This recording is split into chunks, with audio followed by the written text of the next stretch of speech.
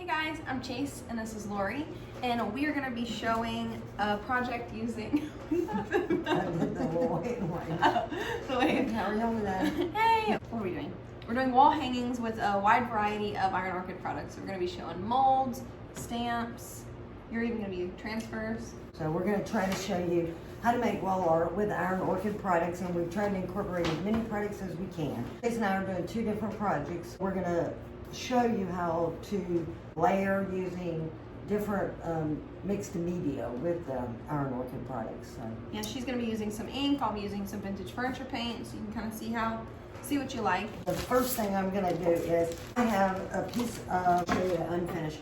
It's called sand grade plywood, and you can pick it up at any home improvement store. And I cut it in all different sizes to make different gallery wall ideas. But you can also repurpose something you have in your home. So if you have an old picture that you don't like, just paint over the picture. And I'm going to use this sand grade plywood and a piece of picture frame that I'm repurposing to show you how to layer the molds on. So we're going to start by, my first thing I'm going to do is I've painted the back of my board with Hampton White vintage furniture paint. And mine, I've already pre-painted as well as vintage white. My first step's a little bit different than her, so I'm gonna let her take the lead here for a second. Make sure that in the description all the names of what we used are there, because we're gonna blank. Yes, I'm sorry, I just went blank. When you purchase a stamp and you open them up, you'll peel the label off. You leave your stamp attached to this back plastic. So if you have a stamp that has multiple pieces, you can just cut around the pieces, but leave them attached to the plastic. Here's a good example of that. So you have something that is, gives you a better grip. So the most important thing with stamping is to go straight down and straight up and do not move. So that gives you something to grab hold of. So leave them attached to the back. But when you get a stamp, an Iron Orchid stamp, you need to just prime it a little, and that's just take a little bit of sandpaper and just go across it. And what that does is just prepare the stamp so it'll grab hold of either paint or ink. Does it matter what grit you use? I would recommend 120 or higher. So that's all I need to do. Fun fact about sandpaper, which I did not know until we started working together, the higher the grit, the finer the sand, or like the softer it is. Yes. I could use vintage furniture paint, and I could use this brayer, and I could just roll a little bit of paint out. So if you have paint at home, you do not have to have the ink. So, I mean, they give you similar looks, but the paint dries quickly. The ink takes a little bit longer to dry. And you can use these on fabric as well. You can stamp t-shirts, you can stamp pillows, but I'm just going to I want this image of the writing to be my background for my picture. So I'm just going to take and stamp it. I'm not stamping the whole outside because I know my frame will not need all of it. Stamping like this, so it's going to be in the middle, so I'm going to use a frame around it. So then I'm going to just go straight down and straight up. So you just go straight down and then you push.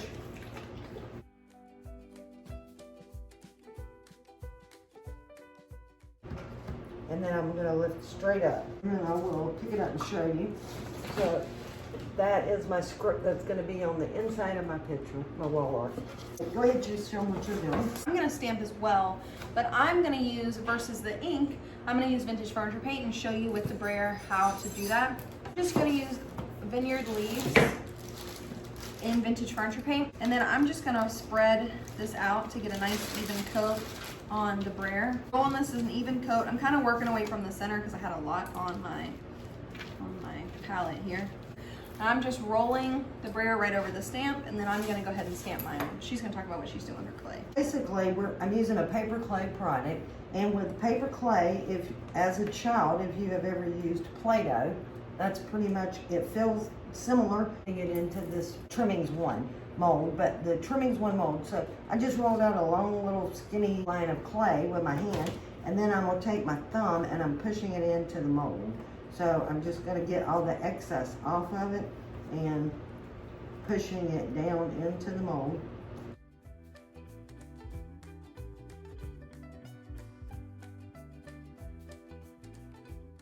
I did forget to tell you one thing. When you're using the molds, if you take a little bit of cornstarch and you dab your mold with cornstarch, it will help your mold flip out of the mold easily. Accidentally used the Love Me Not Loves Me Not on without it, and with something round and a little bit larger, it's not as big of an issue. But when you get into the trimmings and the long and skinny ones that have, they're harder to get out. So you definitely don't skip the step. Then you let the mold do the work. I take and I lean the mold over, I'm just making it release, but I should have used the cornstarch.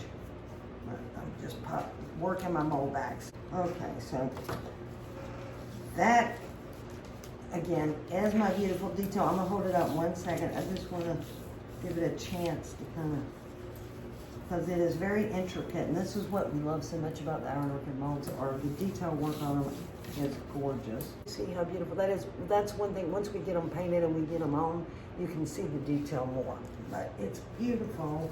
When you use the vintage furniture paint or the inks, you can really enhance the detail on the carving.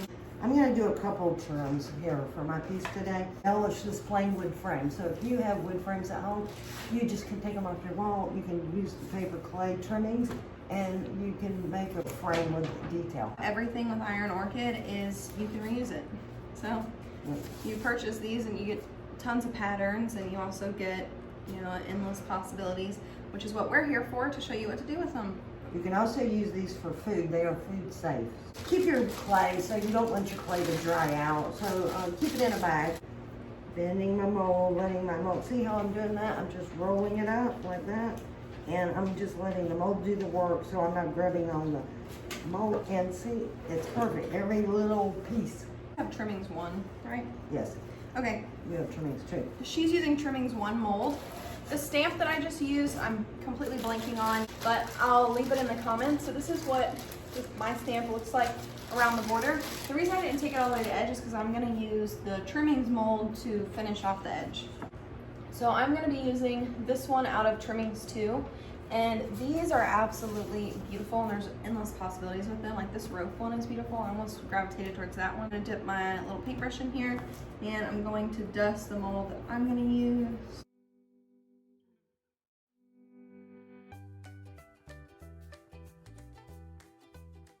Jason and I are so excited about the website. It launched on Saturday, and we're off to a good start, and I am placing more orders for Iron Orchid, and we have a surprise coming up soon because they have some new products coming out. When they release them, I've already ordered some. If you look on our website currently, we are getting a little bit low on some of the molds. We didn't know how much to stock. You know, with the website's kind of uncharted territory for us. We had a brick and mortar store previously, so we wanted to stock a wide variety, but now we can kind of see what you guys are really liking. And if you already know you want a mold, we're gonna place more orders for molds here soon. So you can leave what you like in the comments, and I'll update when we get the clay too, because right now we don't have the clay listed on our website. But you can get your molds; they'll ship to you within this week, and then our clay will be, you know, hopefully listed on the website within a week. And because I want everything that's available to me through Iron Orchid to be available to you. Chase did a beautiful job. If you have not visited the site, please go look at it. We're going to be adding more every day.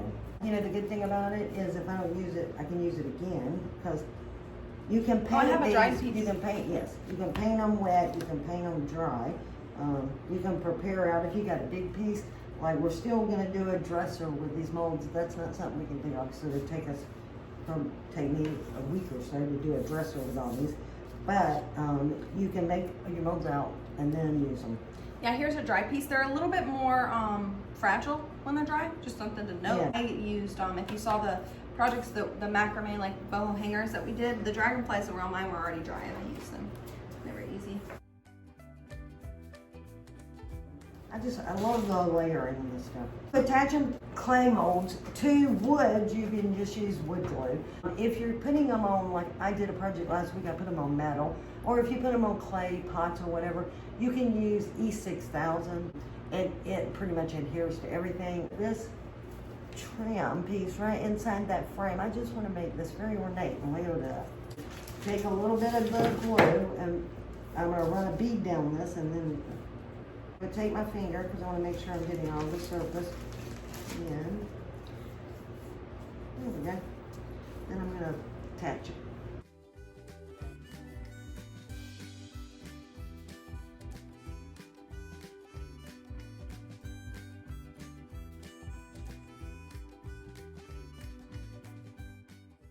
And that's the interior of my frame. I've got the writing in the middle. I'm gonna paint this out, but so that's how my frame is gonna look. But I think what I'm gonna do is come around and do another border, and I just want it to look very layered, ornate. I think I'm gonna like this one enough.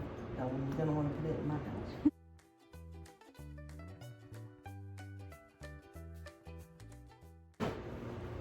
There is my border. It'll pop a lot more when I have the color onto the, because it's a lot of white right now. So that's trimmings too, and you get many, many beautiful molds in there.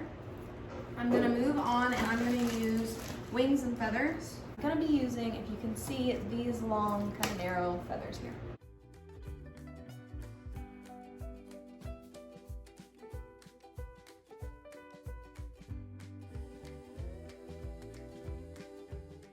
Adhered my feathers like they're falling, kind of like they're in the wind here. So I'm just painting right over. I'm being gentle. They're still moldable, so you don't want to pliable or whatever the word is. You don't want to mush on them too hard.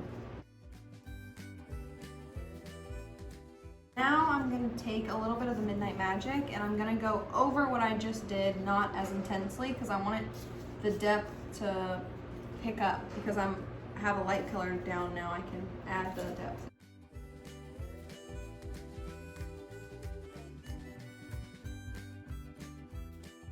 I'm going to do it with the green as well. I made that little mold and didn't mean all of it, so I'm just throwing it back in the clay bag. I'm just putting a little bit of green in my frame. I think it needs it to bring it back to my original border. Just, I mean, unless you wanted to follow along, get exactly what we did and follow along, you can. Not sure where she went. What are you doing? Spray paint mine. Oh, pretty. Are you gonna keep this one on? I'd be honored if you did. What is it? Are you gonna keep this one? I'd be honored Yeah, I if you love did. that one too. What color to do the feather? If you were here right now, I would ask you. I'm gonna do some Mallory Teal and Midnight Magic feathers, and I think I'm gonna accent them with Old Rust, and then I also think I'm gonna glaze them. So we'll get some layering going here. I'm going to brush lightly over the feathers with the Midnight Magic, just because I want the detail to pop, and you can kind of see what I mean with the detail popping, where if you lightly brush over, you can let the mold do the work for you. Like all the cracks and things will vary in color if you layer the colors, and if you leave some of the original clay color, which is the best part about the clay is that it's neutral colored. I'm gonna do blue bases, and then I'm gonna layer with all the other colors. I decided that I took my frame and my molds outside and I'm spray painting them with the brass spray paint, because I do want to keep this for my house, and that's the look I want. But Chase is painting her molds, so you can choose any color, you can choose anything you like. So what I'm going to do now, while I'm waiting on those molds to dry for a few seconds, is I'm going to apply some of the butterflies to the center with the transfers to the center of my artwork. And the transfers, if you saw our last video, they are super simple. So when you open your transfers, in every transfer you're going to get a plastic tool, and the transfer has a grid, which helps you if you want to use half the transfer or pieces of the transfer, but you keep your backing on. You use your scissors and you cut the transfer out with the backing on. So the transfers are 24 by 33, so they either run 24 this way, 24 across, 33 that way, or they run that way. So the design, like would work well on a chest of drawers for the long ones, or on a dresser. And again, you can cut them apart. You look at the transfer. If you have any questions about ordering, you can either message us through Sawdust Dreams, or you can message Chase through the site on the homebody. But we'll be happy to tell you which ones are easily cut apart and which ones are not. I'm basically done with mine. I think I'm gonna take a little glaze around. I think I'm gonna take a little glaze around the edges of my feathers and the edges of my picture frame, just to give it that depth. But I think after that, I'm done. Right, ladies and gentlemen, I am completely done. I'm gonna walk around and show you guys. So here is the up close detail. I used the Wings and Feathers mold, and I used the Trimmings 2 on the border here, so this border here. And the stamp I'll leave in the description of the name of it because I'm still blanking on the name of the stamp. And then for vintage furniture paint colors, for the border, I used the Midnight Magic and the Vineyard Leaves. For the stamp part, I also used Vineyard Leaves. For this little yellow that you see here on my feathers, I use Gold District. And for these leaves that are a little bit brighter is Mallory Teal. You used the Bohemia stamp, didn't you? I think so. Yeah.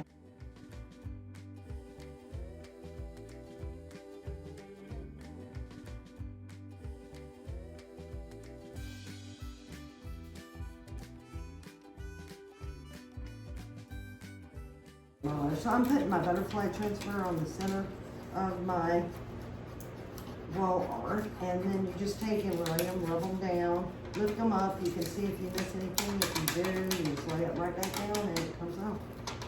This is so cute.